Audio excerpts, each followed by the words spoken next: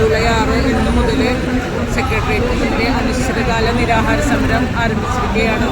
ഞങ്ങൾ LPST rank ലിസ്റ്റിലെ ഉദ്യോഗാർത്ഥികളാണ്. ഞങ്ങളിങ്ങനെ ഒരു സമരത്തിലേക്ക് എത്തിച്ചേരാൻ കാരണം ഞങ്ങളുടെ ലിസ്റ്റ് വന്നിട്ട് ഇപ്പോൾ ഒരു വർഷവും ഒരു മാസവും പിന്നിട്ടു.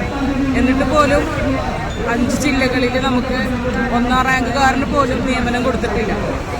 നിയമനം കൊടുത്ത മറ്റ് ജില്ലകളിലാകട്ടെ വെറും വിരലിലെണ്ണാവുന്ന നിയമനങ്ങൾ മാത്രമാണ് നടത്തിയിട്ടുള്ളത്.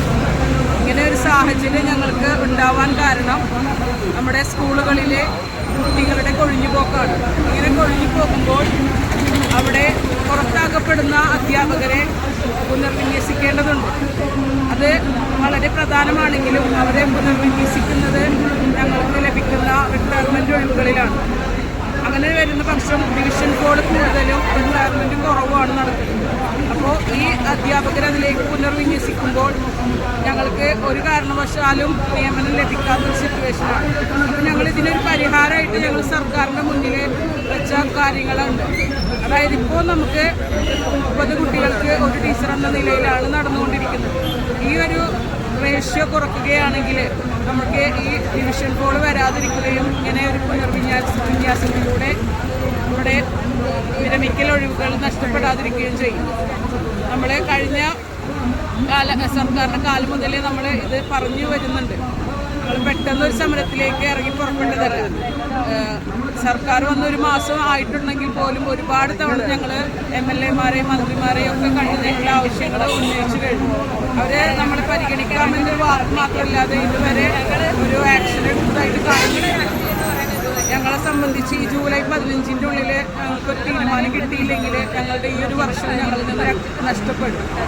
ഇത് ലിസ്റ്റ് 3 വർഷമാണ് കാലാവധിയെങ്കിലും ഈ 2 വർഷം ഞങ്ങൾക്ക് നഷ്ടപ്പെട്ടതിന് തുല്യമാവും അങ്ങനെയാണെങ്കിൽ. അപ്പോൾ ഈ ഒരു വർഷം നഷ്ടപ്പെട്ട കണക്കിലെടുത്തുകൊണ്ട് നമുക്ക് ഒരു വർഷം അതിൻ്റെ മേലേക്കുള്ള രീതിയിൽ നമുക്ക് റാങ്ക് ലിസ്റ്റ് ദീർഘിപ്പിച്ച് നൽകണം എന്നുള്ളൊരു ആവശ്യം കൂടി ഞങ്ങൾ ഈ സമരത്തിലൂടെ മുന്നോട്ട് വയ്ക്കുന്നുണ്ട്. അതുപോലെ സ്കൂളുകളിലെ HMCന് ക്ലാസ് ചാർജ് ഉള്ളത് വളരെ അധിക ചുമതലയാണ് അവരെ സംബന്ധിച്ചിടത്തോളം. സ്കൂളിൻ്റെ എല്ലാ കാര്യങ്ങളും നടത്തുന്നതിനോടൊപ്പം തന്നെ അവർക്ക് പഞ്ചായത്തിലെ ഇംപ്ലിമെൻറ്റിംഗ് ചാർജും കൂടിയുള്ള അധ്യാപകരുണ്ട് HMC. ഇങ്ങനെയൊക്കെ ചെയ്യുന്ന സമയത്ത് കുട്ടികൾക്ക് കിട്ടേണ്ട ഒരു പഠനമാണ് അവിടെ നിഷേധിക്കപ്പെടുന്നത്. ഒരു പഞ്ചായത്തിലേക്ക് അതിൻ്റേതായ കാര്യങ്ങളിലേക്ക് പോകുമ്പോൾ അവിടെ പഠനം നഷ്ടപ്പെടുന്ന കുട്ടികൾ വേറെയുണ്ട്. ഞങ്ങളുടെ ഒരു ആവശ്യം കൂടിയാണ് ഇംപ്ലിമെൻറ്റിംഗ് ഒരു ഓഫീസറെ നിയമിക്കുന്നത്. അത് HMCനെ പ്രൊമോട്ട് ചെയ്തിട്ടോ അല്ലെങ്കിൽ മറ്റൊരു രീതിയിലോ നമ്മുടെ LPST നിയമനത്തിൽ നിന്ന് ഞങ്ങൾക്കത് കിട്ടുന്ന രീതിയിൽ ചെയ്തു തരണം എന്നാണ് മറ്റൊരു ആവശ്യം. അതുപോലെ നമ്മുടെ പ്രധാന ഒരു ആവശ്യമാണ് എയ്ഡഡ് സ്കൂളുകളിലെ അധ്യാപകരെ മാനേജ്മെൻറ്റിന് കോഴ നൽകിയാണ് അപ്രൂവൽ കിട്ടുന്നത്, അവർക്ക് ജോലി കിട്ടുന്നത്. ഇവർക്കുള്ള സാലറി ഒക്കെ കൊടുക്കുന്നത് ഗവൺമെൻറ്റാണ്. എങ്കിൽ പോലും അവർക്കുള്ളൊരു പരിഗണന പോലും കഷ്ടപ്പെട്ട് പഠിച്ച് പരീക്ഷ എഴുതിയ ഞങ്ങളോട് കാണിക്കുന്നില്ല.